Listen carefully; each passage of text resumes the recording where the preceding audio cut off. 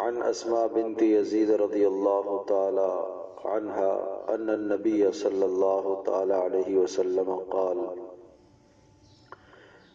خيار عباد الله الذين إذا رؤوا ذكر الله، وشرار عباد الله المشاؤون بالنميمة المفرقون بين الأحبة الباغون البراءة العنة، أو كما قال عليه الصلاة والسلام. رواه احمد۔ رسول اکرم صلی اللہ تعالی علیہ وسلم نے ہمیں اس دنیا میں ہر قسم کی بھلائی سے مطلع فرمایا ہے اور ہر قسم کی برائی سے بھی حضرت صلی اللہ تعالی علیہ وسلم نے ہمیں آگاہی دی ہے۔ اچھائی سے مطلع کر کے مقصد یہ ہے کہ آپ اس اچھائی کو اپنائیں اور اختیار کریں، اس اچھائی سے آپ ہرگز دور نہ رہیں، اور برائی سے آگاہی دینے کا مقصد یہ ہے کہ آپ اس برائی سے اپنے آپ کو بچا لیں اور آپ اس برائی کے قریب تک بھی نہ جائیں۔ جس طرح سے رسول اللہ صلی اللہ تعالی علیہ وسلم نے ہر اچھائی اور برائی کو بتلایا ہے، اسی طرح سے حضرت صلی اللہ تعالی علیہ وسلم نے اچھے اور برے لوگوں کی پہچان بھی بتائی ہے، اور یہ پہچان بھی اس لیے بتائی ہے کہ آپ اچھے لوگوں کی پہچان کر کے معاشرے میں اچھوں کے پاس بیٹھیں تاکہ آپ بھی اچھے بن جائیں، اور معاشرے میں جو برے لوگ ہیں ان سے اپنے آپ کو دور رکھیں، کہیں ایسا نہ ہو کہ وہ برائی آپ کے اندر بھی سرایت کر جائے اور آپ بھی معاشرے کے برے انسان قرار دیے جائیں، تو اللہ کے نزدیک بھی برے ہو جائیں اور معاشرے میں بھی آپ برے قرار دیے جائیں۔ لہٰذا اچھے لوگوں کے ساتھ اٹھنا بیٹھنا اختیار کریں، اچھے لوگوں کی صحبت میں بیٹھیں اور برے لوگوں کی صحبت سے بچیں، اور اپنے آس پاس والوں کو بھی، اپنی اولادوں کو بھی، اپنے اہل خانہ کو بھی اچھی صحبت کی تلقین کریں اور بری صحبت سے بچنے کی انہیں آپ دعوت دیں۔ رسول اللہ صلی اللہ تعالی علیہ وسلم کی یہ حدیث اس وقت جو میں نے پڑھی ہے، اس میں حضرت صلی اللہ تعالی علیہ وسلم نے اچھے بندوں کی ایک پہچان ذکر فرمائی ہے، اور یہ پہچان بہت نمایاں اور بہت صاف اور واضح پہچان ہے۔ ایسا نہیں ہے کہ کوئی شخص یوں پہچان نہ سکے یا اس کے سامنے اشتباہ ہو جائے اور اسے غلطی لگ جائے، نہیں، صاف صاف پہچان بتائی ہے۔ ہر آدمی سمجھ والا اور ہر آدمی عقل رکھنے والا اس پہچان کے ذریعے سے اچھے لوگوں کی پہچان کر سکتا ہے۔ فرمایا خیار عباد اللہ، اللہ کے بندوں میں سب سے اچھے لوگ، اللہ کے بندوں میں سب سے بہترین لوگ، الذین اذا رؤوا ذکر اللہ، جب انہیں دیکھا جائے تو انہیں دیکھ کر اللہ یاد آ جائے۔ یہ اللہ تبارک تعالیٰ کے نزدیک سب سے پسندیدہ لوگ، سب سے اچھے اور سب سے بہترین لوگ وہ ہیں کہ جنہیں دیکھا جائے اور انہیں دیکھ کر اللہ یاد آئے۔ کسی شخص کو دیکھ کر اللہ کیسے یاد آتا ہے؟ ایک معنی تو یہ ہے کہ اس کے چہرے پر عبادت کے آثار نظر آ جاتے ہیں اور اس کی آنکھوں میں رات کو تہجد کے وقت رونے کے آثار نظر آ جاتے ہیں، لیکن یہ آثار دیکھنے کے لیے بھی آنکھیں چاہیے، ہر آنکھ کو یہ اثر نہیں نظر آتا۔ اس کے لیے ادھر بھی ایماندار آنکھ ہونی چاہیے، اور جس نے طاعت کی لذت کو دیکھا ہو اور جو طاعت کو اور نیکی کو پہچاننے والی آنکھ ہو، یہ بات بھی ضروری ہے کہ اسے دیکھ کر اس کے چہرے میں اور اس کے جسم میں عبادت کی تھکن دیکھ کر آدمی کو اللہ یاد آئے، گویا کہ یہ اللہ کی قدرت کی نشانی ہوتے ہیں، گویا کہ یہ اللہ کا ذکر ہوتے ہیں، انہیں دیکھ کر اللہ یاد آتا ہے۔ نمبر 2 کہ اللہ تبارک تعالی نے ان پر ایسے انعامات فرمائے ہوئے ہوتے ہیں کہ ان انعامات کو دیکھ کر آدمی کو اللہ یاد آتا ہے۔ انعامات سے مراد دنیا کا مال، دنیا کا سامان، دنیا کی چیزیں نہیں ہیں، بلکہ اللہ تبارک تعالی انہیں نیک اعمال کی اتنی توفیق دیتا ہے، اتنی توفیق دیتا ہے کہ عام آدمی اتنے وقت میں نیک عمل نہیں کر سکتا جتنا کہ وہ مختصر سے وقت میں نیک عمل کر لیتا ہے۔ معنی یہ کہ خاص اللہ کی مدد ان کے ساتھ نیکی کے اعتبار سے، اعمال صالحہ کے اعتبار سے اللہ پاک کی مدد ان کے ساتھ شامل حال رہتی ہے۔ اسے دیکھ کر اندازہ ہوتا ہے کہ اللہ نے اسے اس نیکی کے لیے چنا ہوا ہے، اللہ نے اسے اس نیکی کے لیے قبول کیا ہوا ہے، اسے دیکھ کر آدمی کو اللہ یاد آتا ہے۔ اور تیسرا معنی یہ ہے کہ انہیں دیکھ کر اللہ یاد آتا ہے اس طرح سے کہ جب آپ ان کی مجلس میں بیٹھیں گے تو اللہ کے تذکرے ہوں گے، اللہ کی باتیں ہوں گی، قرآن مجید کی باتیں ہوں گی، رسول اللہ صلی اللہ تعالی علیہ وسلم کی احادیث مبارکہ کی باتیں ہوں گی، یعنی ان کی مجالس میں اللہ ہی اللہ کی باتیں، نبی کی باتیں، آخرت کی باتیں۔ جب آپ 10 منٹ ان کی مجلس میں بیٹھیں گے تو ان کی مجلس میں بیٹھ کر آپ کو فائدہ اور نفع پہنچے گا، اور اس نفع کی مثال اس طرح سے آپ علیہ الصلوۃ والسلام نے ارشاد فرمائی ہے، اس طرح سے نفع پہنچے گا جس طرح سے آپ کسی خوشبو والے کے پاس بیٹھیں، اور خوشبو والے کے پاس بیٹھتے ہیں تو یا تو وہ آپ کو خوشبو کچھ نہ کچھ دے دے گا، اگر دے گا نہیں تو لگا دے گا، اگر لگاتا بھی نہیں ہے تو جتنی دیر آپ وہاں رکیں گے آپ کو خوشبو تو آتی ہی رہے گی۔ ہر اعتبار سے خوشبو والے کے پاس بیٹھنا خیر ہی خیر ہے، بہتر ہی بہتر ہے، خیر سے کسی بھی طرح سے وہ خالی نہیں ہے۔ تو غرض یہ کہ وہ لوگ جنہیں دیکھ کر اللہ یاد آتا ہے یہ اللہ کے خیار ہیں۔ خیار مانا یہ اللہ کے پسندیدہ بندے ہیں، یہ اللہ کے نزدیک سب سے اعلیٰ لوگ ہیں، یہ اللہ کے بندے ہوں، اللہ کی بندیاں ہوں۔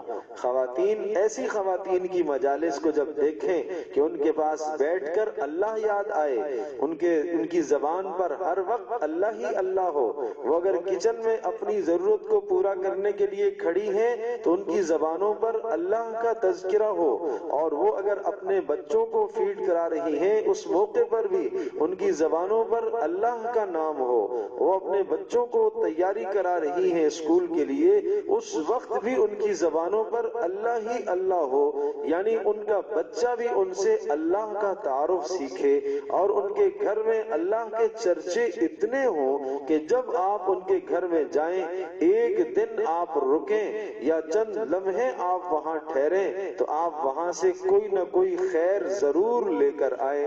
یہ پیارے پیغمبر صلی اللہ تعالی علیہ وسلم کے گھر کا حال تھا۔ صحابہ کہتے ہیں کہ ہم جب رسول اللہ صلی اللہ علیہ وسلم کی خدمت میں حاضر ہوتے تو ہم کچھ نہ کچھ ہم وہاں سے حاصل کر کے نکلا کرتے تھے، کبھی تو اکرام کچھ نہ کچھ کھانے پینے کی چیز ہو جاتی، یہ بھی اکرام ہوتا، کبھی کبھی آپ علیہ السلام کوئی بات ارشاد فرما دیتے، کوئی نصیحت والا جملہ ارشاد فرما دیتے جس سے ہماری آخرت سنور جاتی، آخرت بن جاتی، اور جو ہماری آخرت کی بہتری کا ذریعہ ہوتا۔ خلاصہ یہ ہوا کہ سب سے بہترین لوگ اللہ کے نزدیک وہ ہیں کہ جن کی مجالس میں بیٹھ کر اللہ تبارک تعالیٰ آپ کو یاد آ جائے، جن کی مجلسوں میں بیٹھ کر اللہ تبارک تعالیٰ کو یاد کیا جا سکے، جن کے پاس بیٹھ کر اللہ کی طرف رغبت پیدا ہو، آخرت کا شوق لگنا شروع ہو جائے، دنیا سے بے رغبتی پیدا ہو جائے۔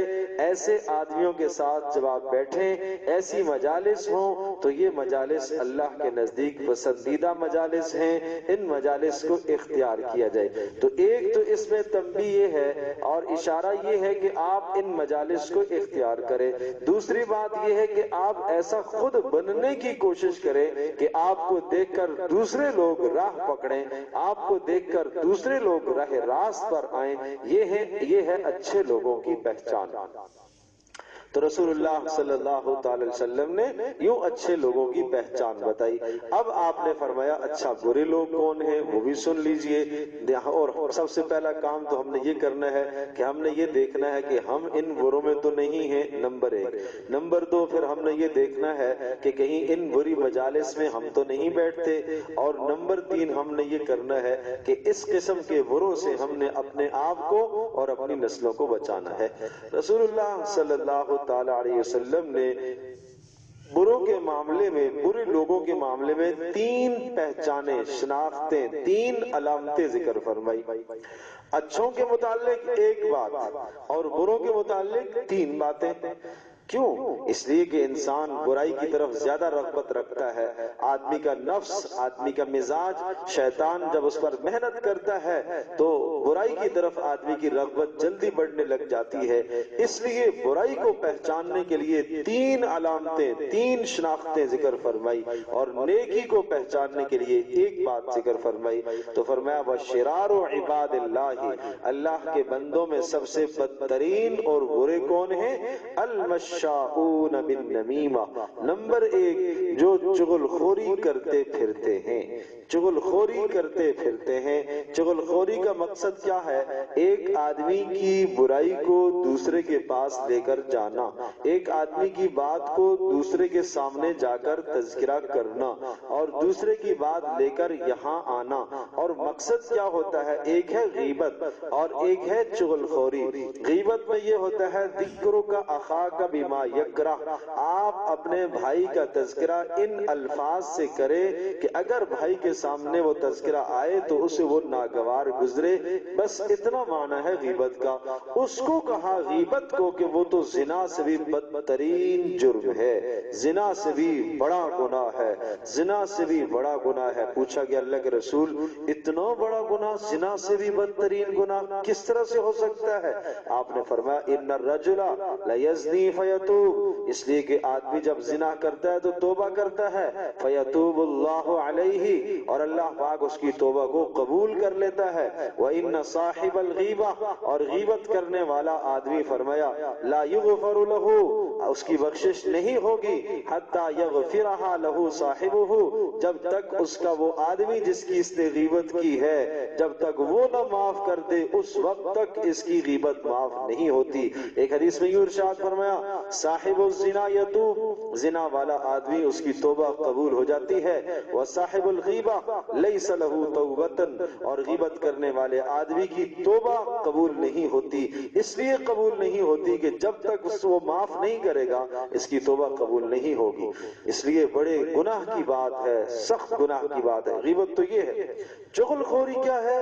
چغل خوری میں اس سے اگلا درجہ ہے، اس سے بھی بدترین گناہ ہوتا ہے کہ آدمی کسی کی برائی دوسرے کے سامنے لے جاتا ہے، اور مقصد یہ ہوتا ہے کہ دوسرے کے دل میں اس کی برائی پیدا کرنا، تاکہ دوسرے کے دل میں اس کی برائی پیدا ہو جائے۔ تو اس کا معنی ہے چغل خوری۔ یہ غیبت سے بھی ایک درجہ اگلا گناہ ہے، بڑا گناہ ہے، بہت بڑا گناہ ہے۔ اس لیے قرآن میں صاف صاف فرمایا ہمازٍ مشاء بنمیم، اس شخص کی تباہی کے بارے میں کیا شک ہو سکتا ہے جو دوسروں کی غیبت کرتے پھرتا ہے۔ ویل لکل ہمزۃ لمزہ، تباہ ہو گیا، تباہ ہو گیا وہ آدمی، لکل ہمزۃ لمزہ، وہ آدمی جو دوسرے کے عیبوں کو تلاش کرتا ہے اور پیٹھ پیچھے ان کی برائیاں کرتا ہے، غیبتیں کرتا پھرتا ہے اور چغل خوریاں کرتا پھرتا ہے، تباہ ہو گیا یہ آدمی۔ قرآن کہتا ہے ویل، ویل، تباہ ہے ہے وہ آدمی، یہ اتنا سخت جملہ ہے، تباہی ہے اس کے لیے، ہلاکت ہے اس کے لیے، بربادی ہے اس کے لیے، سب دنیا کا مال و سامان و متاع ہونے کے باوجود بھی قرآن ایسے شخص کے لیے تباہی کا فیصلہ دیتا ہے۔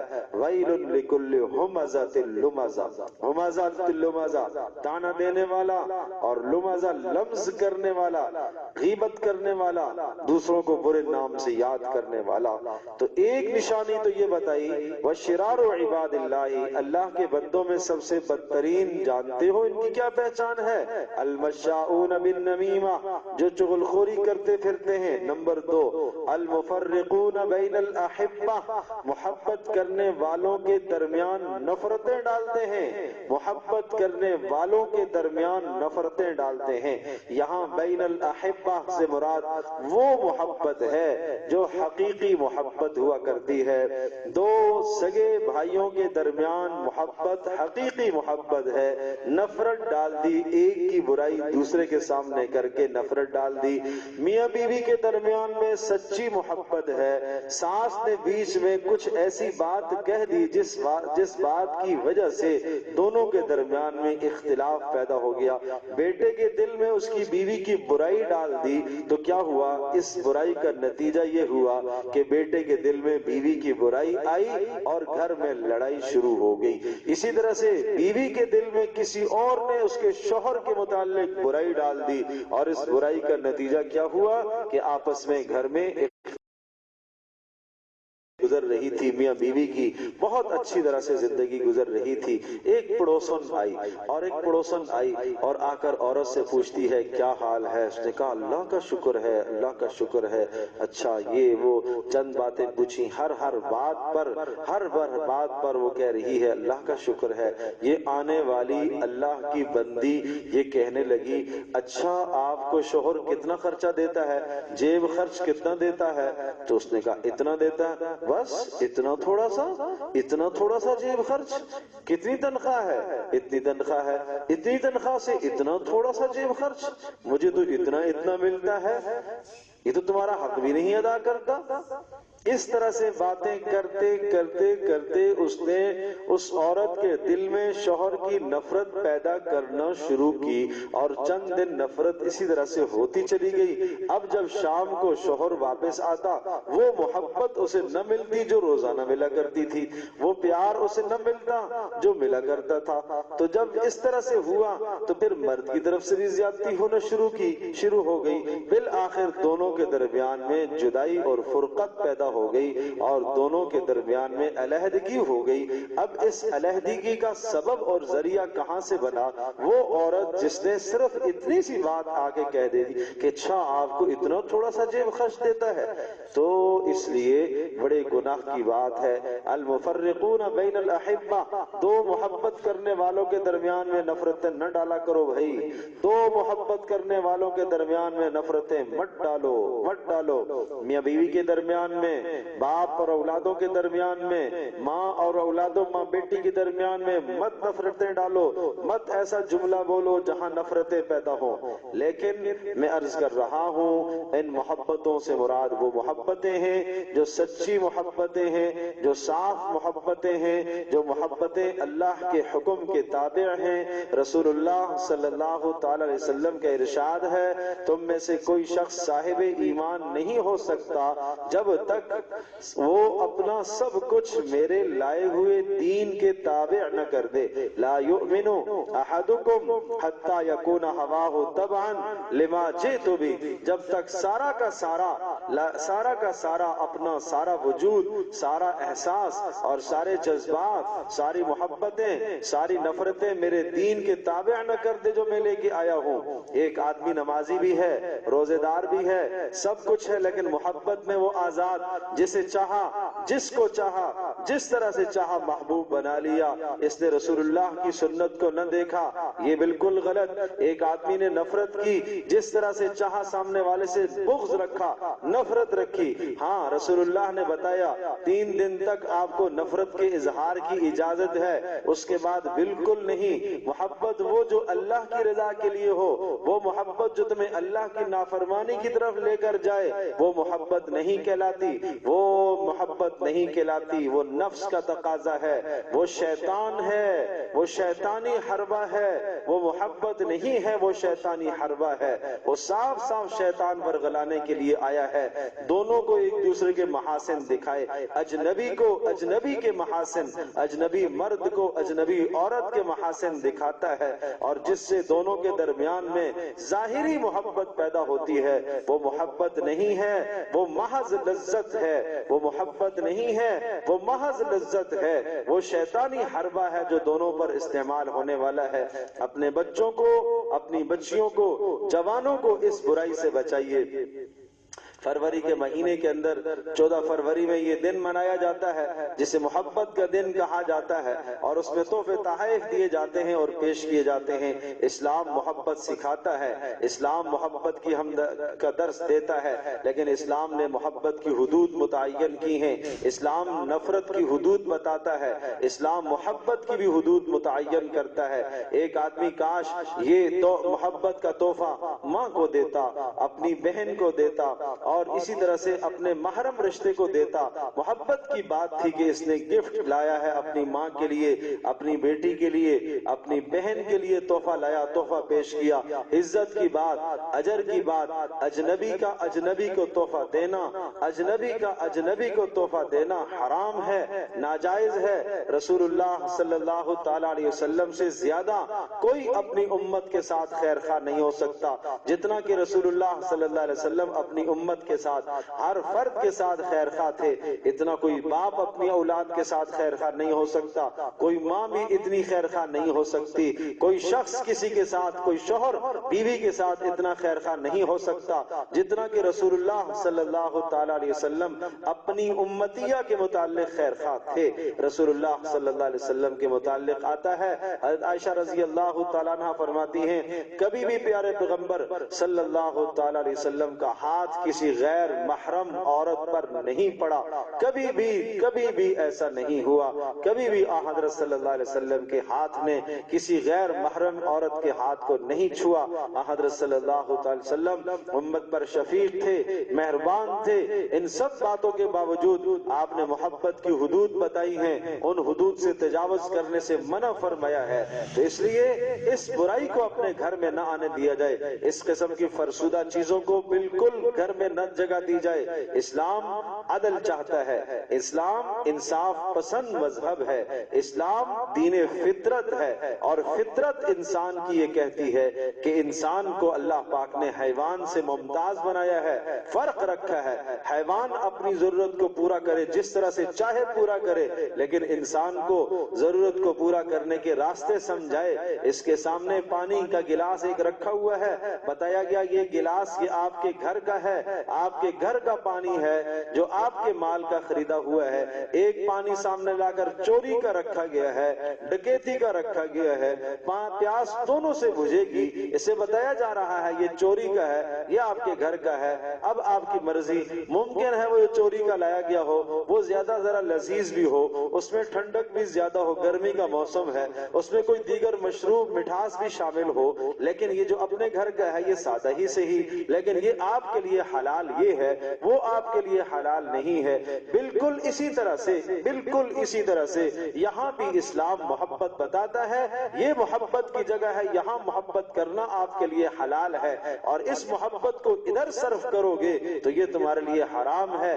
یہاں سے اپنی محبت کی پیاس بجھاؤ گے تو تم نے حرام کام کیا، ادھر سے اگر محبت کی پیاس بجھاتے ہو تو یہ تمہارے لیے اجر ہے، یہ تمہارے لیے ثواب ہے۔ ماں کو محبت بھری نگاہ سے دیکھا، اجر ہے۔ بہن کی طرف، بہن کی تربیت کی محبت بھری نگاہ سے اس کی تربیت کی، رسول اللہ نے فرمایا میں جنت کا ضامن ہوں۔ آپ نے فرمایا جو شخص ان بیٹیوں میں مبتلا کیا گیا، مانا یہ کہ جس کے گھر میں بچیاں پیدا ہوئیں اور اس نے بچیوں کی اچھی تربیت کی، تو میں اس شخص کی جنت کا ضامن، میں اور وہ جنت میں اس طرح جیسا کہ شہادت کی انگلی اور برابر والی بڑی انگلی دونوں برابر، اس طرح سے ہم دونوں جنت میں رہیں گے۔ پوچھا گیا بہنیں نہ ہو، بیٹیاں نہ ہو تو؟ کہا بہنوں کی تربیت کرے تو تب بھی، دو نہ ہو تو کا ایک بھی کرے تب بھی تو اتنا بڑا اجر دیا. اس کو کہتے ہیں حقیقی محبت. ادھر ہے محبت. المفرقون بین الاحبہ.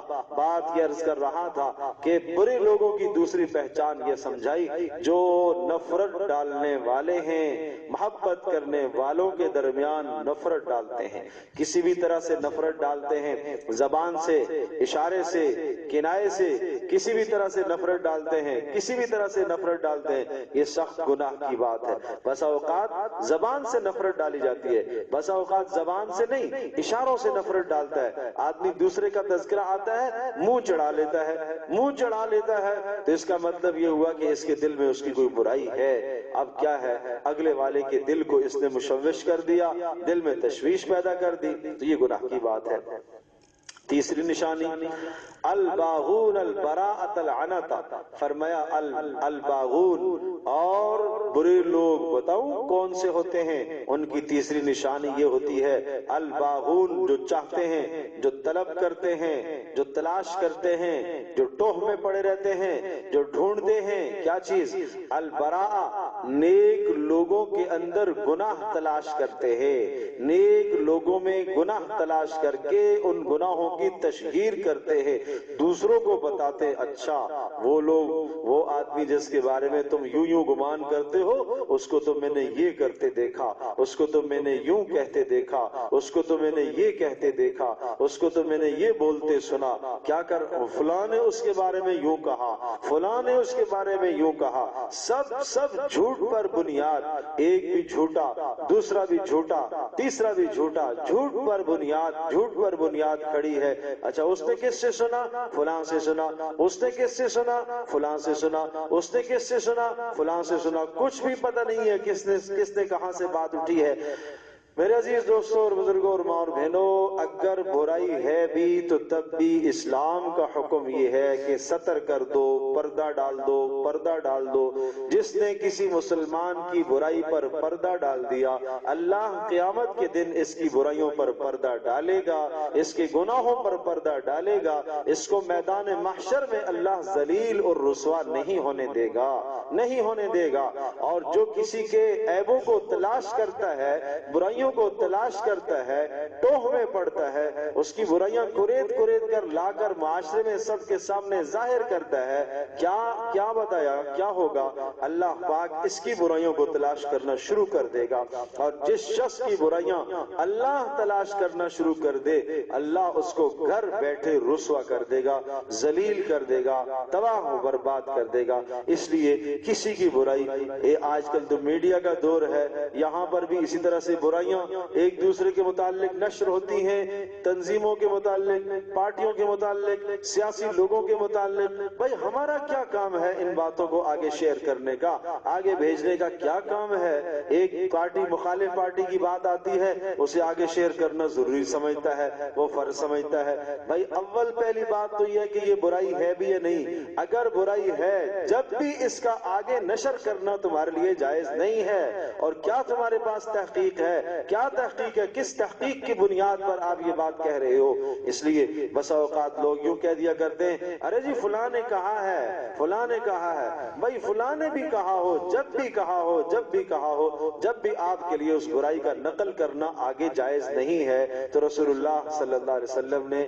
3 شناختیں، 3 علامتیں ذکر فرمائی گندے، برے، خراب لوگوں کی. اللہ ہمیں ان خراب لوگوں سے بچائے، نہ ہم یہ خراب بنے، نہ ہم ایسوں کی مجلس اختیار کریں، اور نہ ہم اپنے بچوں کو، اپنی نسلوں کو ان خرابیوں کے پاس جانے دیں. کیا 3 علامتیں؟ نمبر 1 المشاؤون بالنمیمہ، کہ جو چغل خوری کرتے پھرتے ہوں. نمبر 2 المفرقون بین الاحبہ، جو محبت کرنے والوں کے درمیان میں نفرتیں ڈالتے ہوں. نمبر 3 الباغون البراءۃ العنت، کہ جو اچھے لوگوں میں، نیک لوگوں میں، بری لوگوں کے اندر کیا عیب تلاش کرتے ہیں، گناہ تلاش کر کے ان گناہوں کی تشہیر کرتے ہیں.